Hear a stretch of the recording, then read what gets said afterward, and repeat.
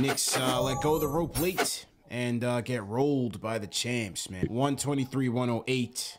Knicks get rolled by the champs. They came into the half, weathering the storm. They're just not a good team.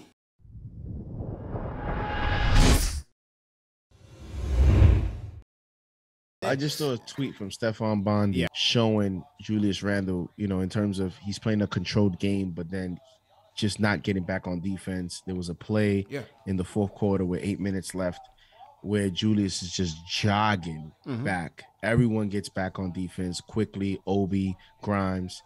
And, of course, that's the play that he fouled Middleton on a three.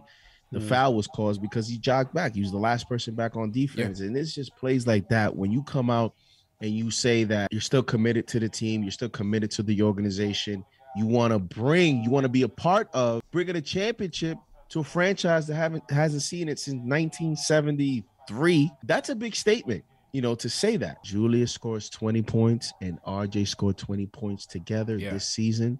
The Knicks are 4-1. The only way, CP, that this season can turn around from all the analytics and all the evidence that we see, if Julius is going to be a part of this team in the second half after the trade deadline, and RJ definitely is going to be a part of this team, you have to find a way to get them both playing well together. It's the only evidence we have of winning ball games. After everything we had to go through on Wednesday, you know, where we saw all of our flaws on national TV, we had someone close to the Knicks' heart on ESPN tear us apart. And it's saying stuff that everybody in this chat has been saying, you know, stuff that we've been saying and stuff like that. For Tibbs and these guys to come out on Friday here today and just say, you know what, we're going to do the same thing all over again and then have the result that we have. It's almost like you cannot be surprised. We're 23-27 at this point. You know, we've competed with this team earlier on the season. We competed with this team. So, yeah, I get the defending champions, but they're 6th seed right now. They're in a slump right now. They're not playing the greatest basketball right now. The Hornets just gave them some work the other day.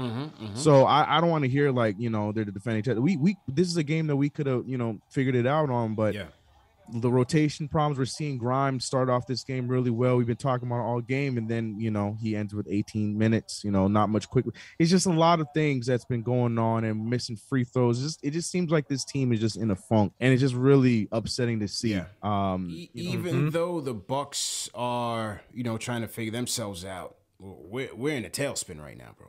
And again, the problem lies with the guy at the top.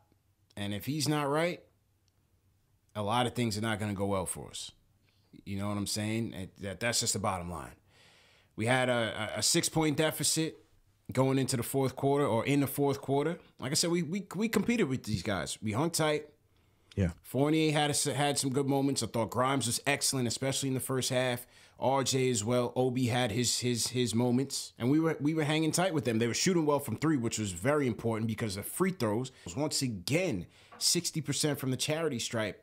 When you're a bad team, desperate to do anything to get points and to win games, you're just not going to get that. You know, but nevertheless, you know, 6-point game, 9 minutes to go in the fourth. Hey, one team's got an MVP, the other team doesn't. And Giannis took over, man. You know what I'm saying? Giannis took over. That was just point blank, period. And it goes back to the guy at the top. You know, when you're fighting and scrapping to get back in the game, you have to lock in. You got to lock in for 48 minutes. He doesn't do that whatsoever.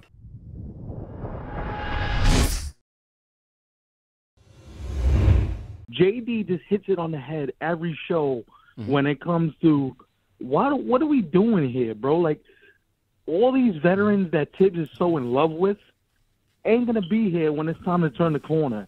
And as far as I'm concerned, like, how can you see Obi and Grimes and all these young cats grow when you getting barely 15 minutes a night? 15 minutes is like the ceiling, and we throw a party when Obi gets 15 minutes. It's like, 28 was decent tonight, but let's not act like the dude has been, you know, the Mona Lisa for the last couple weeks.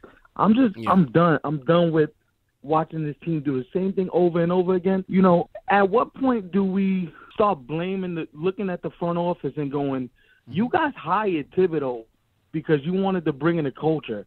Everything you talked about in terms of last year with building a winning culture, it starts with work. I don't see none of that this year. I'm just confused how we went from a motto like the Big 15 last year, to I don't even know what this is anymore. I mean, of course, I can talk about the Julius Randle whole situation, but tonight him not helping Obi off the floor. I could talk about the rotations. I could talk about all that, but I just think we got no heart no more, man. And when you don't have heart in the league, and if you don't believe you can win games, you're not gonna win games. That's right. Like down 8, 3 minutes left, and they're just walking up the floor casually, like just no offensive, no fire in the offense, no pace, just vibes out there. Like it's actually hard to watch now. With a little bit more energy tonight, with some faster pace, we could have got them.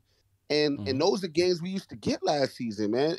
It's just Julius Randle. Just let's get rid of him, man. Like that's it. Let's get rid of him. I know we're not getting rid of Tibbs. I do think he is a placeholder coach. He's a coach that you just bring in to create a culture, create some something, and then you move on. But so he's not going anywhere. Let's get rid of him, man. It's time. It's time. It's time. It's like the 3 stages of grief. Like I'm after anger. Like I'm on the other side of that now. Now I'm just at the point where I'm like, I feel like let down.